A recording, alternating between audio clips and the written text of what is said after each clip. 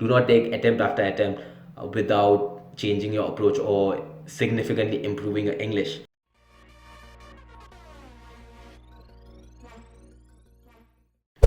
Hey guys, this is Steven from PTEpreparation.com. You've got PTE questions and I've got the answers. And in today's video, we're going to answer a question on the reading section. So the question is, why am I unable to get 79 plus in the reading section of the PTE academic exam? Alright, so let's break this down because there are students or test takers that come into various different categories when you're looking to get a 79 plus in the exam. So first, let's look at what it takes to get a 79 plus in the exam. So to get a 79 plus, especially in the reading section, it comes down to like your overall fundamental English. Now 79 plus stands for like superior English. So if you have very average English to begin with, then it's going to be very difficult for you to get the 79 plus score no matter how much practice you put in, just because your base is kind of weak or not the best for a 79 plus score. It might take you some additional effort and you might need to work upon your overall English to get to a 79 plus score. Okay, with that in mind, there might be people in different categories. So if you have taken the exam for the first time and say you're somewhere in the 70 score range and you need to get to 79 plus, then just because you've taken the exam for the first time, you may not be familiar with the format, and if you do a few practice questions, that may be enough for you to improve your skills, especially in questions like multiple choice and reorder paragraph. The more you kind of practice, the better you get at solving those questions, because those are kind of skill based questions where once you do a few questions, you start getting better.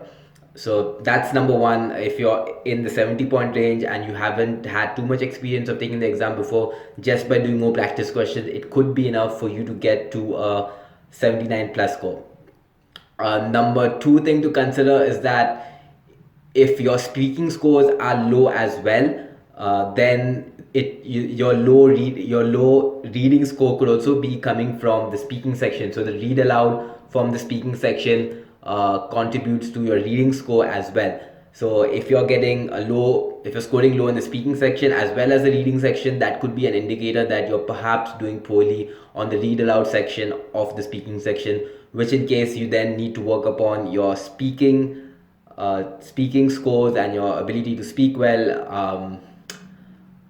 I provide coaching on that in case anyone needs help. Link will be in the description, but just keep that in mind that not your reading score does not only come from the sections from the reading section, it also comes from other sections such as the read aloud and a few other sections. I'll put a thing on screen where you can check it out. Check out the different sections that also contribute to your reading score. Okay, but majorly your major scores from the reading section is going to come from the reading section of the exam. So how do we improve on that? Now if you look at some of the question types that you get, it's like major, you can divide it as fill in the blanks, multiple choice questions, and reorder paragraph. Now to do well in the fill in the blanks, it really comes down to your vocabulary. So if you have like diverse vocabulary and if you understand everything that is being said, the words that are being presented in front of you, your ability to select the correct answer goes up and your ability to get a 79 plus score goes up. So if it's only when you really understand the meaning of the words and when is the right time to select the correct word, will your ability to answer those fill in the blanks go up. So typically what I've seen is that anyone who has a 79, most people who've got like a 79 plus score in the reading section, they have some sort of regular reading habits wherein they read for at least 15 minutes to half an hour every single day for a consistent period of time.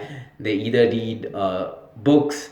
Books really helps. I've never seen anyone who reads book do score less than 79 plus in the reading section. So reading books is a good habit to develop. Reading academic type articles online, not really news articles, and it depends on which sites you use as well. Make sure that you use sites that have high quality English and cover a wide variety of topics that you get in the exam to improve your reading score. So like definitely get into a regular reading habit, especially if you're somewhere in the 50 or 60 point range. You need to work upon your overall English and you need to build upon your vocabulary. And the quickest way to do that is by reading more. And once you read more, you start learning new words. If you do not understand any word by reading, you need to look it up, like Google the meaning of the word, and that's when you start learning new words. Even till this day today, I still Google meanings of words which I'm not sure about, just to understand accurately what it means. So it's a habit that you for sure need to develop in case you're like more than 10 points away from your desired score. So having that good base of vocabulary by reading more will improve your vocabulary up to a point where you can then solve answers from the fill in the blanks correct. And that also helps in the multiple choice questions as well, because in the multiple choice questions, the better you understand the passage in front of you, the better chances of you of selecting the correct answer. So if you say understand 50, if this is your multiple choice, the passage that you get in the multiple choice, and say you understand maybe 75% of what is given, you still do not understand 25%. So because you do not have a clear understanding of the meaning of say 25% of the words.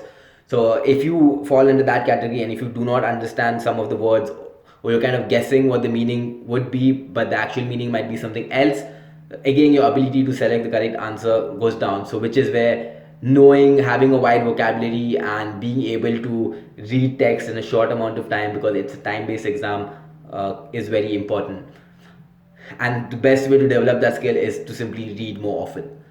And even in the reorder paragraph, it's a bit of both. I think for the reorder paragraph, having a vocabulary helps, but you also need to do a lot of practice questions to understand the linkage between how sentences and or paragraphs are like linked to each other. And the more you do that, more often than not, you tend to get better at the reorder paragraph, because you start observing certain patterns in the answers, and eventually it gets easier to you.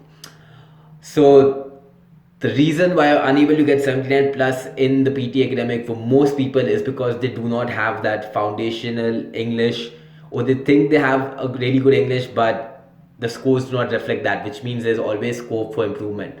Uh, so if you need a 79 plus, definitely work on improving your overall English and make that a priority. Start getting into like a regular reading habit, and it takes some time for you to see improvements.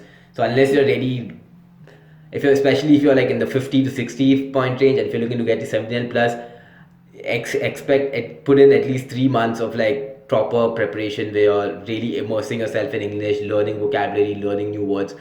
And only if you feel that after a few months that your English has significantly improved and you're worthy of like a 79 plus score, then take another attempt. Do not take attempt after attempt without changing your approach or significantly improving your English. All right, so that's the reason why you're not getting a 79 plus score in the exam. I hope this video helps. Drop me a comment in case you have any more questions, and I'll see you in the video. Click the links in the description if you need any help with your PTE journey, and I'll do my best to help you out. All right, and I'll see you guys in the next video.